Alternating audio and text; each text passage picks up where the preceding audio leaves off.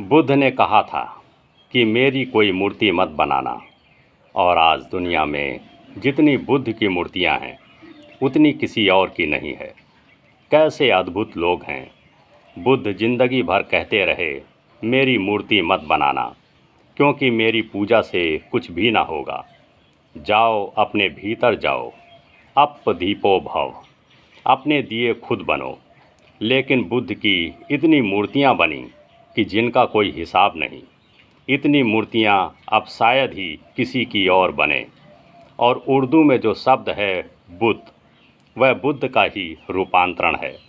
बुद्ध शब्द का अर्थ ही मूर्ति हो गया। बुद्ध की इतनी मूर्तियां बनी कि बुद्ध में और मूर्ति शब्द में पर्यायवाची संबंध हो गया।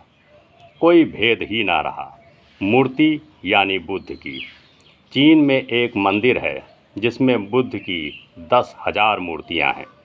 बुद्ध के मना करने पर भी लोगों ने उनकी मूर्तियां क्यों बनाई? उसका कारण था, जो लोग पीछे आते हैं उन्हें चिन्ह चाहिए, उन्हें पद चिन्ह चाहिए, उन्हें मील का पत्थर चाहिए, उन्हें साफ सुथरा रास्ता चाहिए। कोई इतनी झंझट नहीं लेना चाहता कि जंगल में अपनी पगडंडी खुद बनाए और चले।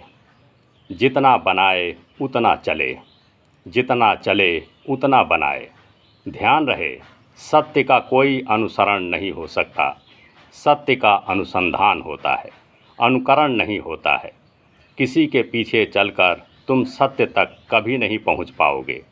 अपने भीतर जाओगे तो ही सत्य तक पहुंच सकते हो। किसी के पीछे गए तो बाहर का ही अनुगमन रहा। अपने भीतर जाओगे तब वहाँ बीहड़ है, वहाँ अंधकार है, वहाँ जंगल है, रास्ता साफ नहीं है, जाना कठिन है। लेकिन वह कठिनाई ही तो मूल्य है जो चुकानी पड़ती है। एक भगवान वह हैं जो ध्यान में अवतरित होते हैं, और एक भगवान वह हैं जिन्हें हम भय के कारण निर्मित कर लेते हैं, मूर्तियाँ बना लेते हैं और फिर सदियों सदियों तक उनकी पूजा करते रहते हैं।